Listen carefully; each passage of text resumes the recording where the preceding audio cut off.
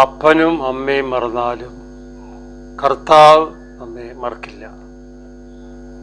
ഇന്ന് നമ്മൾ ശ്രവിക്കാൻ പോകുന്ന വചനം സങ്കീർത്തനങ്ങൾ 27-ാം അധ്യായം 10, 11, 14 തിരുവചനം. ഹല്ലേലൂയ. യേശുവേ നന്ദി. കർത്താവ് എന്നെ കൈക്കൊള്ളും. കർത്താവേ, അങ്ങയുടെ വഴി എനിക്ക് കാണിച്ചു തരണമേ.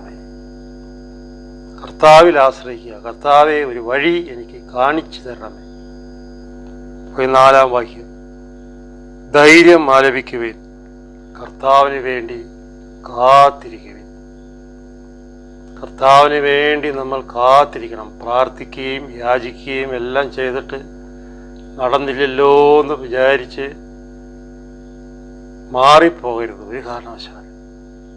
ധൈര്യം ആലപിക്കുക, പ്രാർത്ഥിക്കുക. കർത്താവ് വരും. ആരും ഇല്ലാത്തവരുടെ അടുത്തേക്ക് ആര് വരും? ദൈവമായ കർത്താവ് വരും. ജീവിക്കുന്ന കർത്താവ് നമ്മുടെ കുടുംബത്തിലേക്ക്, മക്കളിലേക്ക്, ജീവിതങ്ങളിലേക്ക് കടന്നു വരും.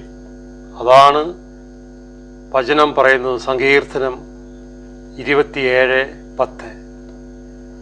അപ്പനും അമ്മയെ എന്നെ ഉപേക്ഷിച്ചാലും കർത്താവ് എന്നെ കൈക്കൊള്ളും. ഹല്ലേലൂയ. കർത്താവിൽ ആശ്രയിക്കുക.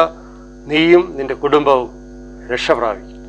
കർത്താവിൽ മാത്രമേ ആശ്രയിക്കാൻ പാടുള്ളൂ. ഹല്ലേലൂയ. Praise the Lord.